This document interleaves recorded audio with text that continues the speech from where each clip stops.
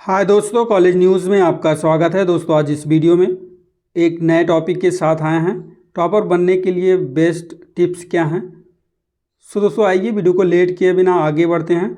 सबसे पहले जैसे कि आपके सामने दिख रहा होगा, नियमित तय घंटे पढ़ाई करें। दोस्तों जब भी आप पढ़ना स्टार्ट करें, अपने सिलेबस और अपने सब्जेक्ट के अकॉर्डिंग टाइम टेबल बना लें कि इस सब्जेक्ट को मुझे इतने घंटे पढ़ना है। इस हिसाब से जब पढ़ेंगे तो उसमें क्या आपकी कंटिन्यूटी होनी चाहिए, रेगुलरिटी होनी चाहिए कि जो भी समय दिए हैं वो रेगुलर हो। नया सीखना समझना, आपके अंदर में ये पहले से आपके अंदर में उत्साह होना चाहिए कि कुछ नया सीखने को मिलेगा, कुछ नया समझने को मिलेगा। ये सोच के आप पढ़ाई करिए। स्मार्ट स्टडी करें। स्मार्ट स्टडी में आप जो भी आपके इम्पोर्टेंस पाठ्यक्रम है, इम्पोर्टेंस चैप्टर हैं को समय के हिसाब से मैनेज करें। समय को समाप्त होने से पहले अपने पाठ्यक्रम को समाप्त करें। जो भी एक दिन टारगेट करें उस टारगेट को पूरा करें। सूझबूझ के आप काम लेने की जो प्रक्रिया है उसे अपनाएं। आपका स्मार्ट स्टडी का मतलब ही होता है कि आपका जो पढ़ाई करने का तरीका है उसे ही स्मार्ट स्टडी कहते हैं। अगला आपका है यहाँ पे नोट्स तैयार करें।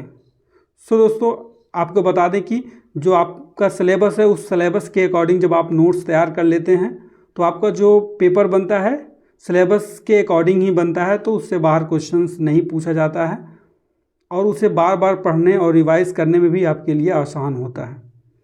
और वो एक सारा कंटेंट एक ही स्थान पे रहता है, तो आपको इधर उधर खोजने की भी ज़रूरत नहीं पड़ती है। इसलिए कहा जाता है कि नोट्स तैयार करें।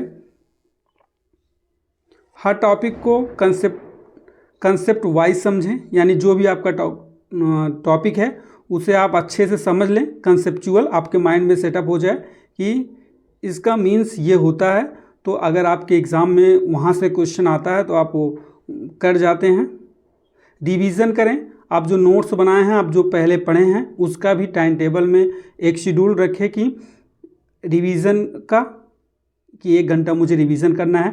नहीं तो आप ऐसे कर सकते हैं कि आप वो मंडे टू फ्राइडे आप पढ़ें, उसके बाद सैटरडे संडे को रिवीजन करें 2 दिन। नहीं तो ऐसा करें मंडे टू सैटरडे तक अपना टाइम टेबल को फॉलो करते अपना पढ़ाई करें और संडे को पूरा दिन रिवीजन करें। वो अपने हिसाब से आप कर सकते हैं। प्रश्न पूछने में कभी संकोच न करें।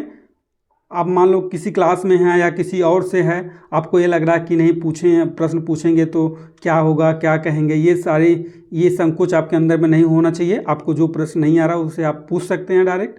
तो प्रश्न पूछने में कभी संकोच ना करें। Marks test model paper solve करें, यानी पिछला जो पेपर है प्रीवियस ईयर पेपर उसे सॉल्व करें, या आपका जो सिलेबस है उसे अगर कंप्लीट आप सॉल्व कर लेते हैं तो आपके एग्ज़ाम के लिए बेनिफिट है। अगर आपका एग्ज़ाम ऑब्जेक्टिव है तो उसके लिए mock test and model paper solve करने के लिए ये इम्पॉर्टेंट हो जाता है। साथ ही साथ प्रीवियस पेपर भी इम्पॉर्टेंट हो जाता है। परीक्षा में कठिन सवालों पर ज़्यादा वक्त ना बर्बाद करें, यानी जो आपके क्वेश्चंस आ रहे हैं उसे आप अटेम्प्ट करिए। जो कठिन सवाल हैं, लगता है कि उसमें समय लगेगा या नहीं हो पाएगा, तो उसको इग्नोर करिए। स्वास्थ्य पर ध्यान दें। फाइनली डियर स्टूडेंट, आपको बता दें कि जब आप पढ़ते हैं तो उस समय आप मेडिटेशन वगैरह करें और अपने स्वास्थ्य को भी ध्यान दें। जब अपने स्वास्थ्य को ध्यान देंगे तो आपका माइंड तेज़ी से काम करेगा, तो ये बहुत ही इम्पोर्टेंट हो जाता है। उसके बाद सभी विषय को प्राथमिकता दें। यहीं पे काफ़ी स्टूडेंट गलतियां करते हैं। जैसे अगर उनको मैथ नहीं आ रहा तो मैथ को इग्नोर कर देते हैं, मैथ को ज़्यादा समय नहीं देंगे। तो ऐसा नहीं होता है कि आपका जितने भी विषय हैं सब विषय पे आप समय दीजिए, सब विषय को इक्वल समय दीजिए, क्योंकि सबके मार्क्स आपके मिलने हैं। सबके मार्क्स जब जुड़ेगा, कहते नहीं हैं कि बूंद बूंद से घड़ा भर जाता है, उसी हिसाब से जब सभी विषय में आपका मार्क्स अच्छा होगा तो आपका नंबर्स अच्छे होंगे। तो सभी विषय को आप प्राथमिकता दें। अपनी पुरानी गलतियों से सीखें, यानी जब आप जो इससे पहले जो एग्ज़ाम दिए हैं उस एग्ज़ाम में जो आपसे गलती हुई है जिसकी वजह से आपका मार्क्स कम आया है, उस पर आप ज़्यादा जोर दें। नहीं तो आप जब रिवीजन कर रहे हैं तो क्वेश्चन को खुद सॉल्व करें, उस समय जो गलतियां हो रही उसको आप सुधारें। उसके बाद आप सुनने की आदत का विकास करें, यानी कि अगर कोई कुछ बता रहा है, आप कुछ सुन रहे हैं, तो आपको माइंड को इतना ट्रेन करो, डेवलप करो कि कोई अगर बोल रहा है तो उसे एक बार में आप समझ जाएं।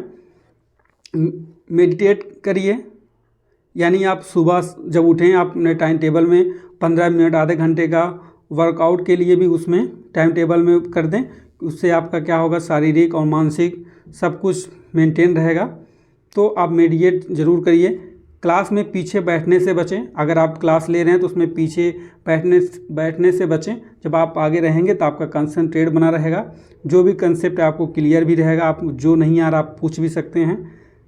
और अगर आप स्टडी कर रहे हैं, अगर आप पढ़ाई कर रहे हैं, तो ध्यान हटाने वाले चीज़ों से दूर रहें। जैसे आपका फ़ोन है, फ़ोन को या तो फ्लाइट मोड मार के बगल कर दीजिए, या जो भी ऐसी चीज़ है जो अट्रैक्शन कर रही है, जो आपको आपके डायरेक्शन को डाइवर्ट कर रही है, तो उसे अपने पास से दूर रखिए जहाँ पे आप स्टडी कर रहे हैं।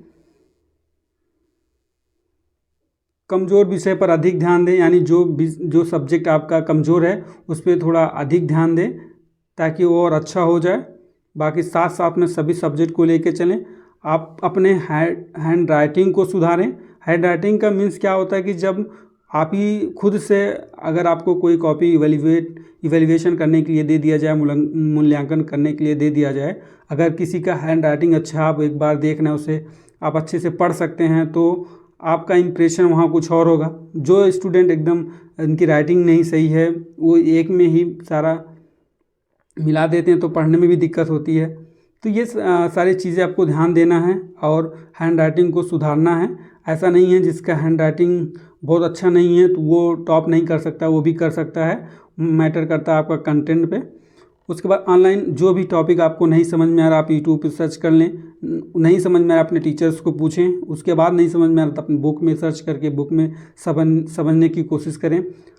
आलस से पढ़ाई ना करें, यानी आपका पढ़ने का मन नहीं है तो आप मत करिए। ऐसा नहीं है कि आप पूरा दिन आपका मन ना करे तो आप पूरा दिन ना पढ़ें, ऐसा नहीं है।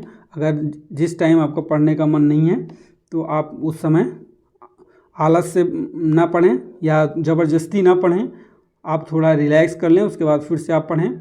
और अगर आपको पढ़ते पढ़ते नींद आ रही है तो आप उठ के थोड़ा टहल लें, पानी पी लें, या टहलते टहलते पढ़ लें। ये सारी चीज़ें जब आप अपनाएंगे तो ये आलसपन जो है दूर हो जाएगा। सो दोस्तों, आशा करता हूँ वीडियो आपको पसंद आया होगा।